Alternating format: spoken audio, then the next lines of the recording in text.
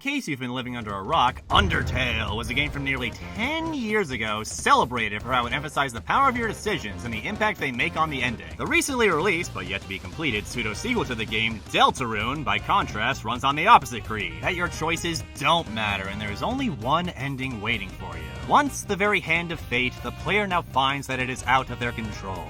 So, may as well enjoy the ride till then, eh? We make friends as we saunter through Wonderland, get lost in the majesty of the digital world, and chillax for a spell with some quirky old-school video games. We got the rules block. Yon crud, I didn't mean to sell that. Don't take my blocks, I needs those. I lost a point for photographing rules card. The game's first 3 chapters are carried by a good sense of fun, then take a dark turn by chapter 4 with the church. The lights dim as you waltz through this holy place. In the pitch black, your only guide is the echoing of your footsteps whilst something is out there just out of sight. And it dawns on you that this is the first dark world where darkness actually means something. Fear. And it is in the deepest, darkest part of both the area and the story that we meet the best character in the game.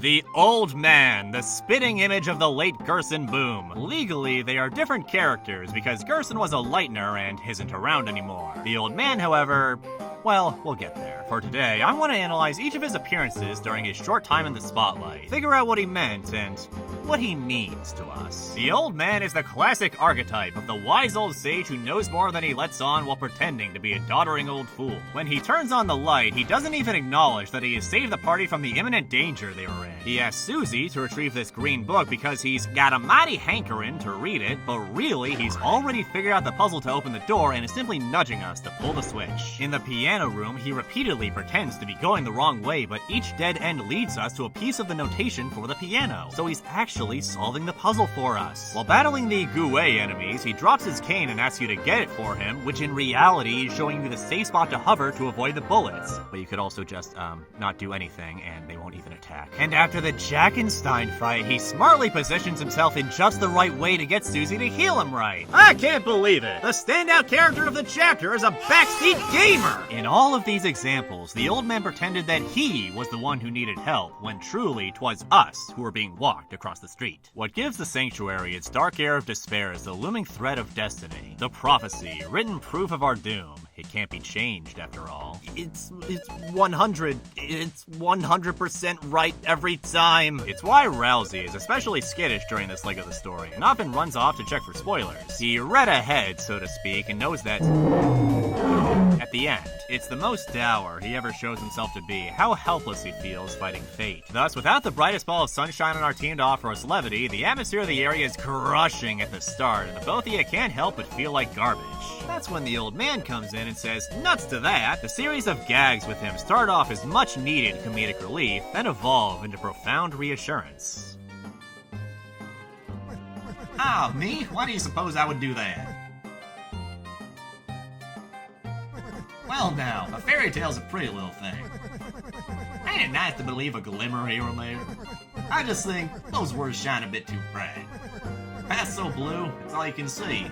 So I say, why don't we go between the lines? It's darker there.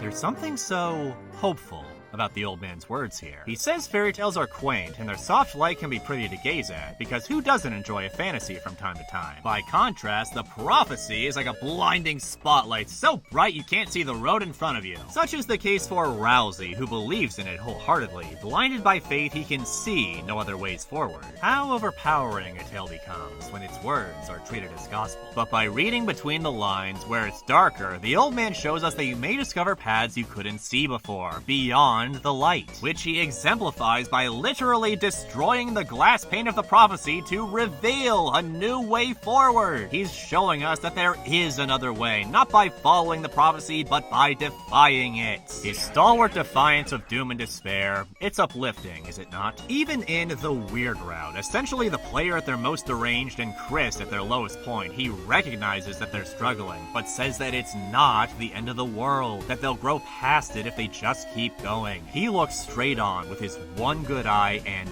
tells us that everything is going to be alright. By this point, that's something we really needed to hear. Ain't no better story than one told with sparkling eyes. Ain't got no fear, that one. Doubt, irony, that's what poisons your story.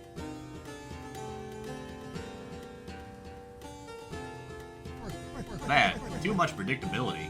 These lines have stuck with me the most. It actually gave me pause when I saw them first. Gerson's past as a writer shines through, and the old man is telling us how important it is that you be passionate about and confident in your story. Irony, a telltale sign that you aren't taking your narrative seriously is the characters constantly pointing out how lame it is. Being meta, breaking the fourth wall, talking down to the audience. Their attempts at appearing smarter by doing something shocking and unconventional while actually being lazy writing that has been done 1,000 times. When a story insists upon itself, it forms a disconnect between what it presents itself to be and how we see it. Now that is irony!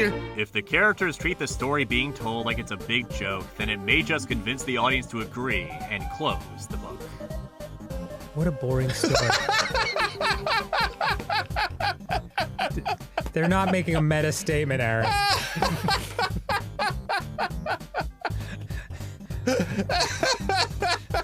Alright, come on. The fucking balls! Yeah, what? Predictability now. Yeah, we're going out of order. Bet you didn't expect that. This is the one that feels the most relevant to Deltarune, a game that is infamous for keeping gamers guessing. Remember 4 years ago, many people thought Chris themselves was the Roaring Knight. And though we know now that is not true, no one could have predicted that they were actually...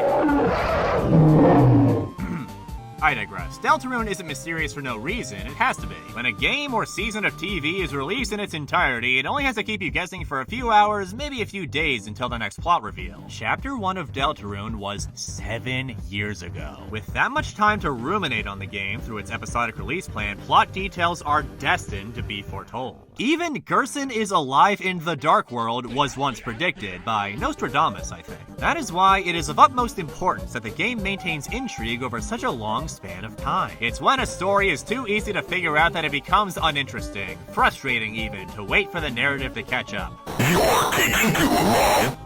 The writer must always be one step ahead of the reader, for if the reader is one step ahead, the story may fall down the stairs. We aren't sure why yet, but once we solve the mystery of the virtual Because there's one world... wall!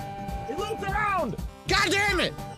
Mystery of virtual world? Shut up, Goto, you killed her! You need to be confident that the tale you're telling is worth a damn. That's why doubt is poison, something that slowly destroys everything if you let it fester. When you're second-guessing yourself and your work, you'll be too hesitant or embarrassed to commit to your ideas, which will make them fall flat. What may be seen as a problem could lead a creator to overcorrect and try to fix something that isn't broken. When retroactive elements conflict with previously established ideas, sometimes the story can lose its identity. This sucks so much ass! I like it. This is so bad! God damn it! It's not clever, it's not cool. It's so much time being invested in these characters that suck already. You have to spend so much effort to get involved with these characters, and they're like, by the way, none of it matters. It's like, fuck you! Not just none of this matters, but like all the previous games you played. And while fucking just like slow clapping itself, like, yeah, yeah, I bet you didn't expect that, did you? It's like, no, cause it's dumb! Ain't no story better than one told with sparkling eyes. The old man encourages sincerity in your work, to be so passionate about it you're hopping up and down itching to tell someone your tale. One where the characters and themes are untainted by inhibitions that spawn frustration in the reader. Of course, there ain't no one right way to tell a story. Even the old man says that going the wrong way can lead to better ideas sometimes. There's an earnestness in the old man, an old writing pro, being interested in the story of a couple of up-and-comers. Even if he has his own opinions on what makes a story engaging and exciting, he still acknowledges that, whatever is best, we'll be the ones to know, not him. This scene, with so few words, manages to be incredibly poignant without coming across as the writer espousing what he believes makes good storytelling. Actually, the set piece is a clever allegory by author Toby Fox, but not in the way you think. You see, when Susie needs to explain the story of the game so far to the old man, rather than skimming through the plot summary, she basically acts out a live drama of the entire tale. She recalls all the dialogue while doing character voices, hacks out all the battles with silverware and sugar cubes, the works. The old man would even be prompted to make Oh shoot, did I say Susie? I meant to say Toby Fox did that animated explanation with his team while working on Chapter 2. Toby is represented not just by the old man's musings, but by Susie and Rousey as well. Susie is his enthusiasm, his desire to give this story called Deltarune as much life as possible. Well, the story so far, that is. Rousey is the more reluctant side of the table. Informed by the prophecy, he knows every detail of how the plot is going to play out. He, Toby, has known for over a decade, but he can't tell us. He can't tell us because that would ruin it. So, young man, what do you think happens next? What, huh? I guess we'll just have to see. For the chapters already released, it's a joy to bring them to fresh ears, but for those yet to come, he can't help but keep his mouth shut, which can hurt. And that's not even our destination. This whole scene that I just picked apart was merely on the way to the heart-stoppingest part of all. In the old man's study, you can learn about a secret cool axe hidden somewhere in the sanctuary. After obtaining the Cloym Claws, you can backtrack to 3 separate areas previously gated off by climbing walls. Each one guards a third of the notation to a piano puzzle, opening the path forward to, what else but the chapter's secret boss. Guess who? In order to earn the axe, the old man proposes a challenge for Susie and for her alone. Cut 1 hair off of him. However, you see, the old man, he's got himself that Sans energy. He was already teleporting around and disguising his vast knowledge through humor, but now he's dodging. If you do just 1 bit of damage, you win, you just have to hit him first. The old man is our teacher, and it's time for the test. So you want to get serious, do you? Then tell me first, can you hear it? Can you hear its song singing from the deep? That is the ringing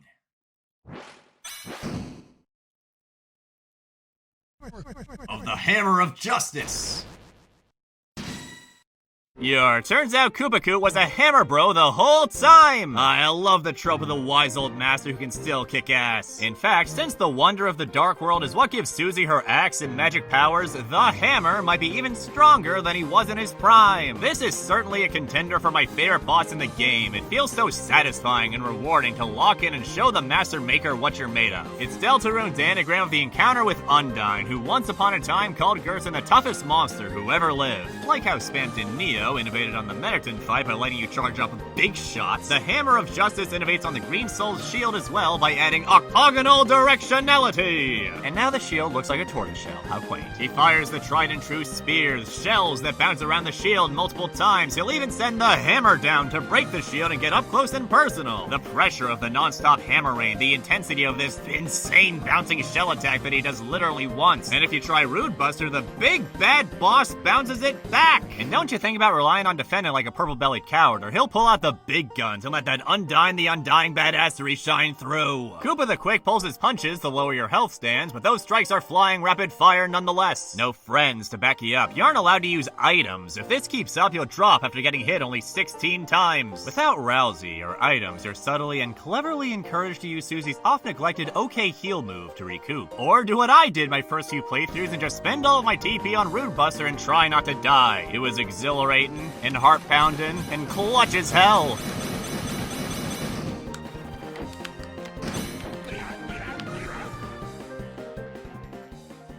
Yeah! You progress the fight by making these stars appear. 4 if you attack and miss, 6 if you use Rude Buster and fail, 8 if you land the attack, and 9 if you use OK Heal. The sneaky trick of this fight is that you aren't trying to slay the enemy. It's not like any of these actions do damage after all. No, there's a separate goal in mind. Let's harken back to an earlier moment with Chris. When getting lost on your way to the study, you can choose to somehow go even further left, or, as the old man puts it, making your own path. When you travel the unseen path, you are awarded with nothing! But, he says, even if the path didn't lead anywhere, at least you got some exercise going down it. And Chris's max HP permanently increases by 1. When you make a mistake and stray down the wrong way, the silver lining is that you gain some valuable experience that will stick with you for a long time. That's the con here. The old man said that the axe gives the user great magic power, which is why Susie was so interested in it. However, the Justice Axe doesn't actually affect the magic stat at all. Rather, However, Susie's magic permanently increases by 4 just by winning the fight. A fight won by exercising Rude Buster and OK Heal, Susie's magic.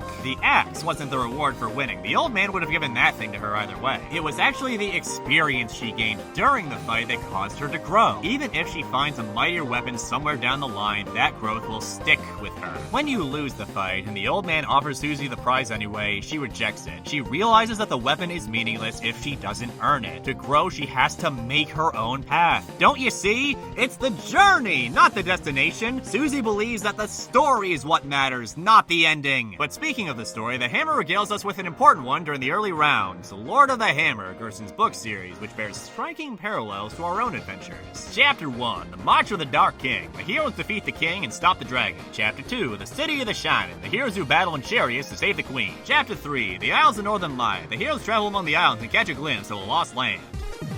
Yeah! Susie, wake up! Chapter 4, The Trials of the Holy Hammer. The Great Smith gives the heroes a terrible weapon. The Justice Axe has the highest attack power of any axe in the game so far, but no other perks, making it actually kind of underwhelming in a pacifist playthrough, but mighty in a violent one. It is terrible in both ways, using the dual meanings of the words simultaneously. For Gerson began life as a blacksmith and ended as a wordsmith. Chapter 5, The Field of Pink and Gold. The vast garnet's charred and an inferno of jealousy. This one we don't know yet, as we are only 4 chapters into this story. Pink and gold, though. How familiar? Where have I seen that before?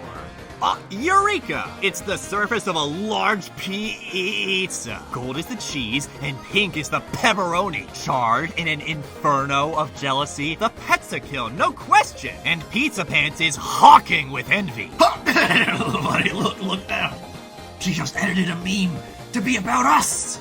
My gosh, this is love. God, I feel it. I feel the universe. Gonna lock that one in, 999 per mil, gonna happen in Chapter 5. You heard it here first, folks. I mean, my last theory was pretty darn spot on. After all, it's not like we saw the knight and my pet candidate for their true identity in the same room at the same time or anything. No siree, couldn't happen to me. But speaking of Undyne, Gerson's one eye and the hammer's armor and long flowing ponytail are all evocative of her, the spear of justice. That's what Deltarune, at its core, truly is in relation to Undertale. It's many of the same ideas, just jumbled and shuffled around. Where was I? Oh yes, Chapter 6. It exists, but he won't tell us about it. And Chapter 7 was never written. You see, the story, it became so bigger and better than ever, that it consumed the author, as he just didn't know how to end it in the most satisfying way. He doesn't know the ending to his own story. He asked Rousey what he thinks will happen at the end, and saw despair in his eyes. But when he saw hope in Susie's eyes, he asked her what she wants to happen at the end instead. When the page is soaked in black ink, using the white pen known as hope, the ending will not flicker into view, but in fact be enlightened by her own hand, is what he believes. The hammer asked her to come up with an ending, so in answer to that, Susie ends the fight by thinking creatively. Want to see what I got, then? You don't have enough TP. You missed. Oh.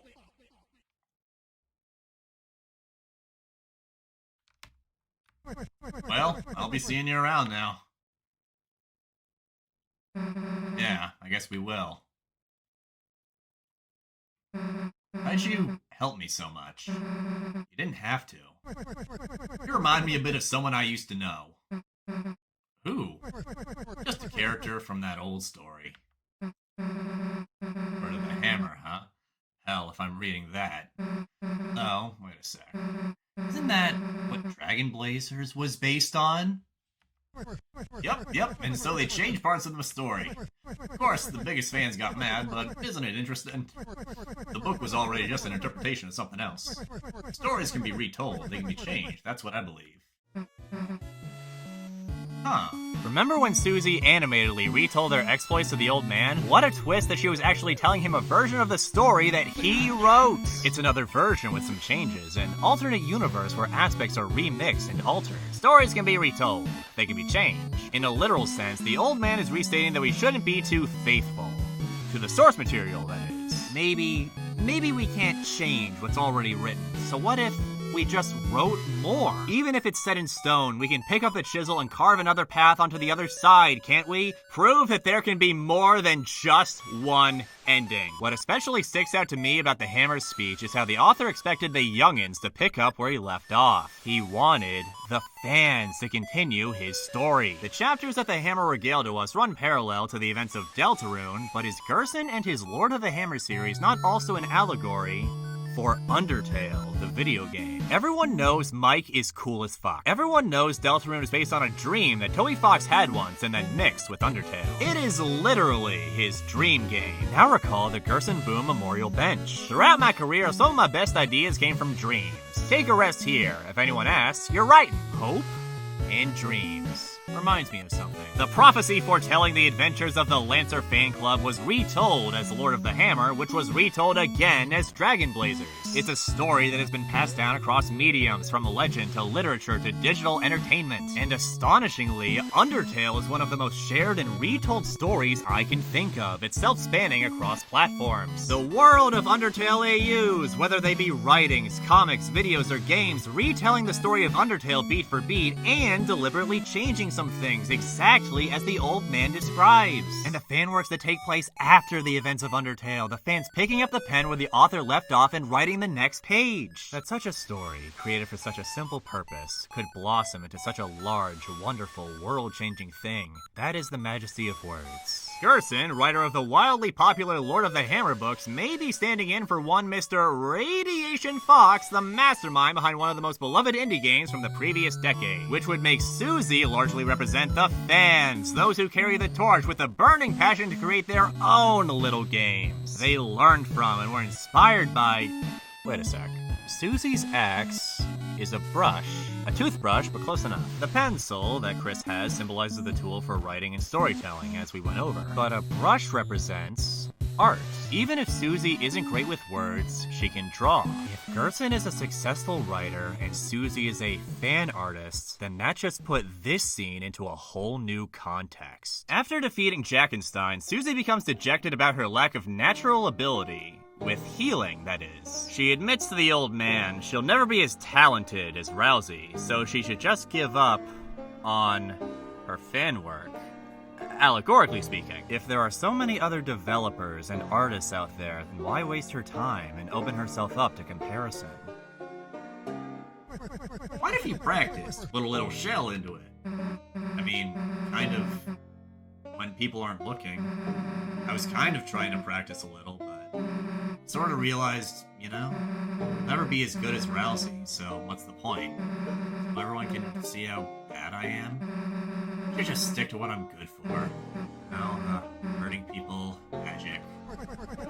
Is that so? That just blew my mind. Do you see that? It's doubt, one of the deadly three. If she doesn't think she can do it, then she won't do it.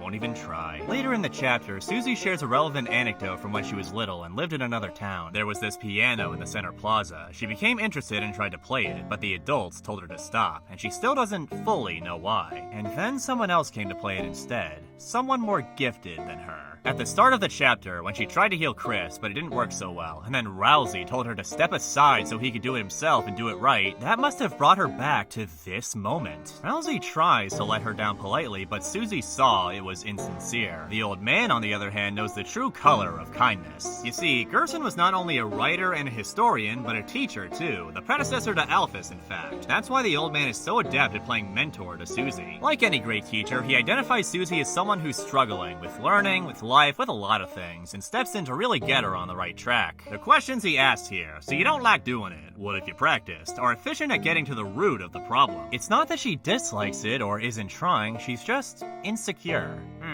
Is that so? Didn't take you for a purple-bellied coward. You're afraid of making some little art project. That's the push that snaps her out of her inhibition. Some tough love there. And it works. It makes her want to try. It gives her hope. It's admirable. Truly it is. The old man manages to be likable, funny, wise, badass, and above all, kind. All in a handful of short but impactful scenes. It's no wonder Susie begins to look up to him as a living legend. Before the time comes to seal the Dark World's fountain, the old man instructs Susie to deliver the letter he had been writing the whole chapter. Items in the Dark World vanish or become banal when the fountain is sealed, so his solution is for her to rewrite the message from memory, a message for the priest, Alvin, son of Gur. Chris can barely play a piano under the player's influence, and Rousey can't enter the light world, so it has to be Susie, receiver of homework. Like before, Susie is uncertain that she's up to the task. The old man reassures her. Words carry great power. The only thing stronger is the message behind them. So long as you have that, the words don't matter. When we seal the weirdly tiny fountain and are returned to the light world, we discover that there is a second dark world behind the doors of the chapel within the church. To find the code to the door's lock, we investigate Father Alvin's office, where we make a sobering discovery. Huh? Dude, there's a glass case in here. But it's weird, the outside is clean, but... Yeah, he was a dark nerd. The inside is covered in dust? Huh? Dude, it's just a dusty... Hell no, you don't mean. When monsters die, their dust is buried. Hey, Chris, why the hell does the pastor have that in his... Huh? There's a hammer inside and a photo of the old man. The old man. He knew he was a goner. Whether it was thanks to a short peek at the shadow crystal or his own gut feeling that he should be dead, but wasn't, he knew. Yet kept a smile on his face all the while. He wasted no time putting all of his energy into giving to those who did still have a future left, because that's just who he was, always looking to the next generation to pass the baton. He didn't want anyone to make a fuss, even though he was on borrowed time. So, there's nothing to be ashamed of. If it never comes to an end, darkners all become obsolete eventually. But we aren't real.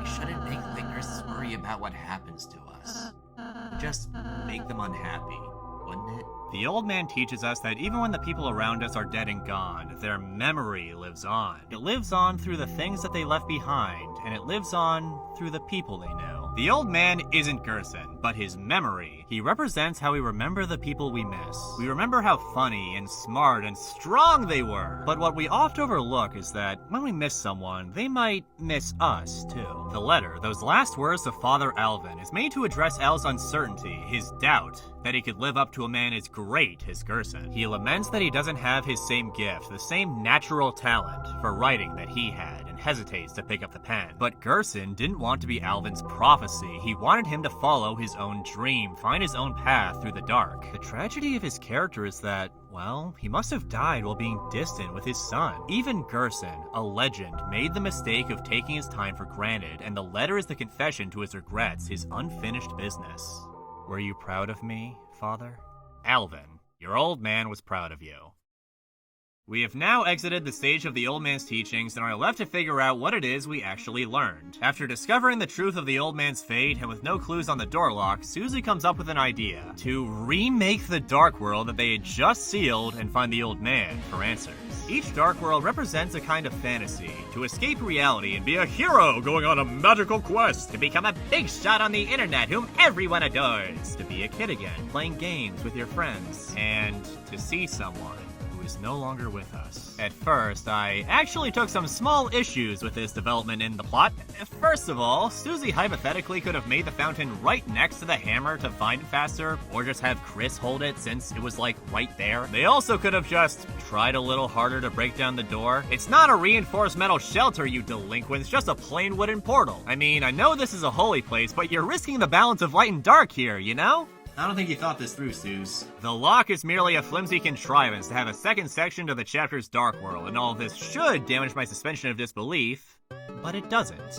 And that's because I kinda get it. You see, her focus wasn't actually the code, Susie just wanted to see the old man again. And I felt that. I played through the new chapters 3-ish times, mainly because I missed some of the secret items at first. We've all been there. There was a lot to backtrack though, even had to dip into chapter 2, so it took some self-convincing. And my best argument was, I get to see the old man again. It's true! When he's absent, you do start to miss him. He shined a ray of hope when things were at their bleakest. Quite literally, without him, we would still be blindly constantly stumbling through the dark. And so Susie had grown somewhat reliant on his support and is unsure how to turn now that she's riding the bike by herself. Susie assuming that the old man would be there with them in the light world is symbolic of how we take those close to us for granted, that they'll always be there when we choose to visit, and how we don't fully appreciate them until they're gone. When Susie recreates the dark world, everything is off. The world is backwards, the colors are skewed, and all of the darkners become statues, meanwhile all the statues come to life. This brings me back to something the old man said that I, fittingly, didn't catch on my first playthrough. There's no harm in looking back, you might have missed something, but when you finally turn forward once again, don't be shocked if the world has changed. Just like Tenna in Chapter 3. His whole character is that he's stuck in the past. He longs for the good old days when the whole family would huddle around him and watch TV, and can't fathom why they won't anymore.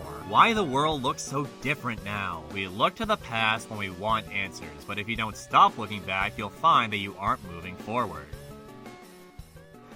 You can't simply remake how things were. That's what Tenna tried to do, constantly, but the things he was emulating were always a little off, embellished, not put together right. That was the mistake of making this dark world, where everything is the opposite of how you remember it. Near the end of the short section, Chris and Susie are about to witness the final prophecy when a hammer is flung in and destroys it, calling back to earlier in the chapter. Could it be? In the dark, a poster can seem like it's moving, a chair can look like you just bumped into Slender Man, and a statue can appear as somebody that you used to know. Susie wished to see the old man again, and the monkey's paw curled.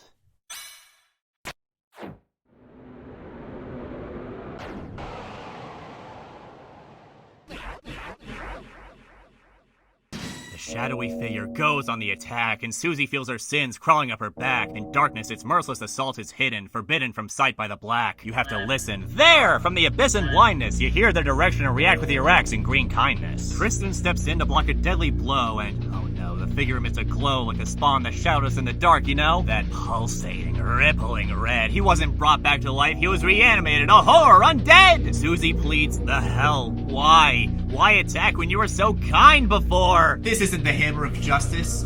This is the hammer of war. For the first time in the entire game, Susie, whose first instinct was violence. Susie, who wouldn't act until the late stages of Chapter 1. Susie refuses to attack. Chris, what the hell are you doing? That's the old man. I knew I screwed up. I screwed up making this dark world.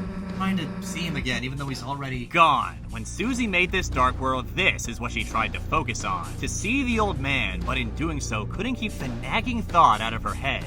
The old man is dead. And it terrifies her. And it dawns on you that this is the first dark world where darkness actually means something. Fear. Ain't got no fear in that one. Doubt, irony, that's what poisons your story.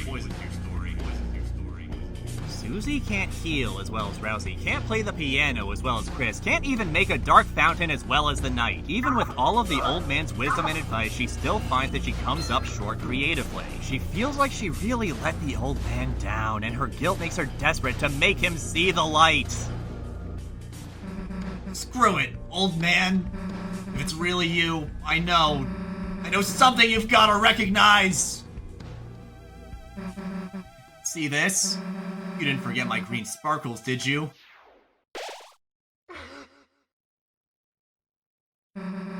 What the hell? What happened to his...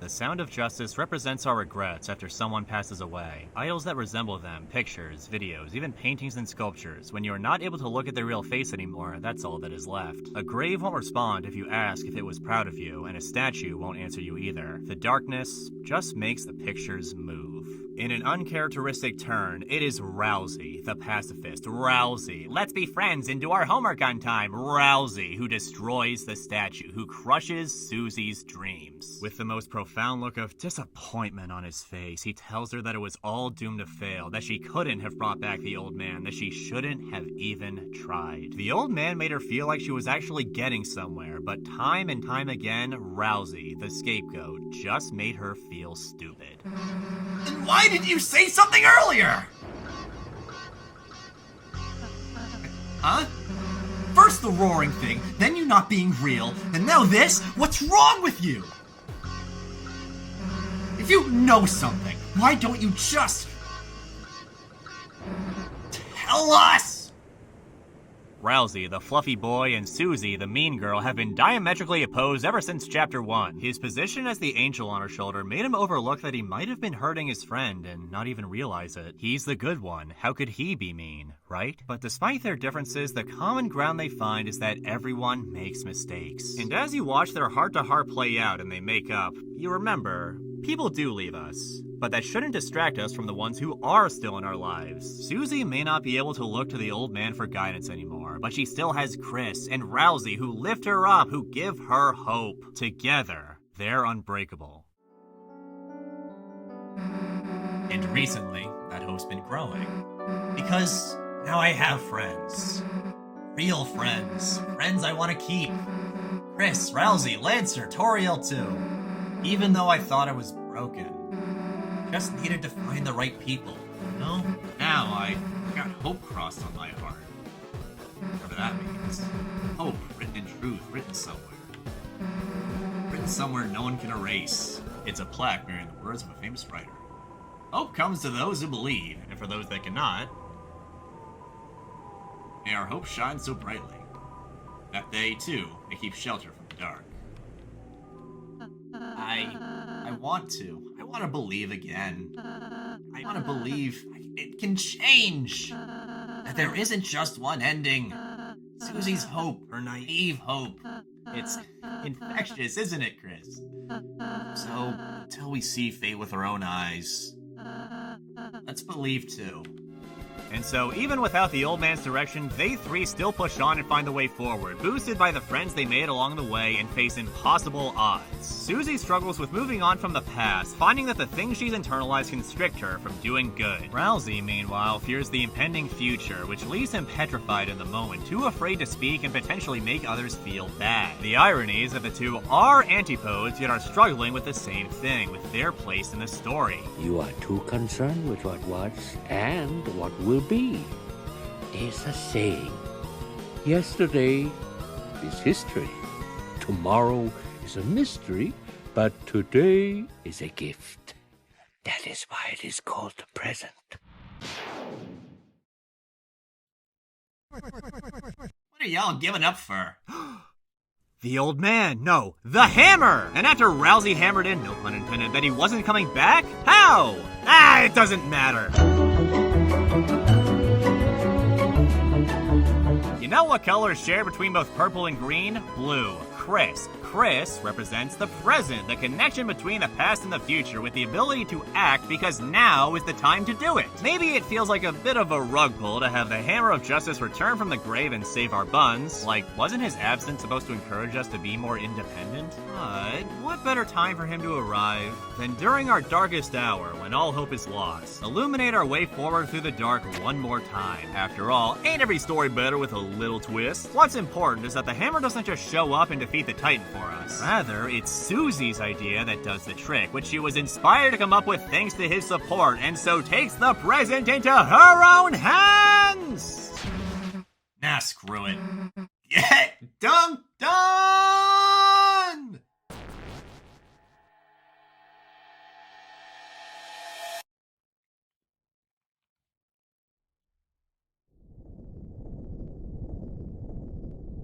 And that was the last we ever saw of the old man, the living memory of a late legend. During his brief tenure as a character in this game, there were many moments, some profound, some awesome, some sad, and some scary. The mentor dynamic forged between him and Susie, of a great smith apprenticing someone with the makings of greatness. It's true that you find inspiration in unlikely places. If not for him, Susie wouldn't have gotten some of the ideas that she did. She is much like us in that way, as a great work can help encourage so much creativity. So, what did he teach us? Us, in Deltarune, you too are a player in this story. The old man's sagely words and kind actions, we are who they were truly meant for. They are not merely lights on a screen, nor sounds from a speaker. The sentences and the melodies are patterns written in white pen and soaked with meaning. Through that, they become tangible. Rousey, how can you say you're not real? I can see you, I can feel you, I can hear you. He just explained that's because it's so dark that you are somehow seeing darkness as if it is light. Normal objects don't have feelings and stuff. Susie, us, the players, know it has meaning because we treat it like it matters. We want to play our own piano songs. We want to make our own dark worlds. We want to heal. The old man trained us, he encouraged us, and he even got us to open up about our troubles and find strength in each other's stories.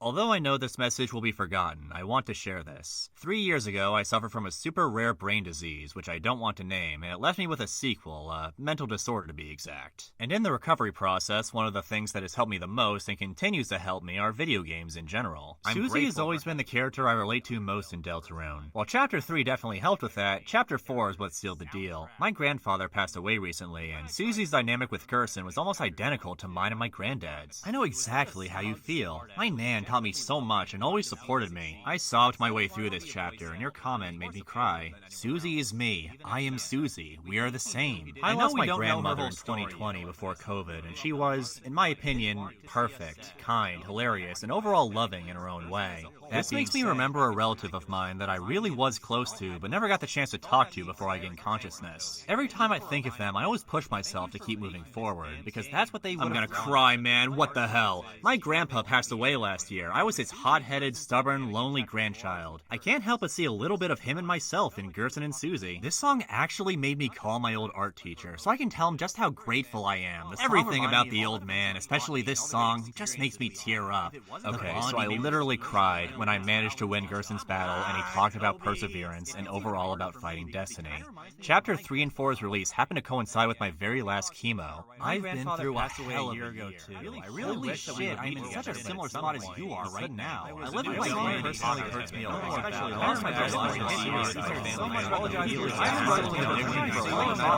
my grandma on my mother's side had one of those funky dancing Santas in her house. They played Jingle Bell Rock. It's only been 1 week. I miss her. The power of art is that it reminds us of our own lives, of the good times, of the mistakes we made, and of the people we lost along the way. That's why it speaks to us, because its language is one we already know. So what has the old man taught us? To find hope in the future? And don't forget the dreams from the past? Maybe that's not quite the perfect ending to this sonata of words. It's a bit vague. Perhaps this lil art project became so grand, so overwhelming, that I too struggle to find the ideal words for the most satisfying final note. Then again, long as you got the point, the words don't matter.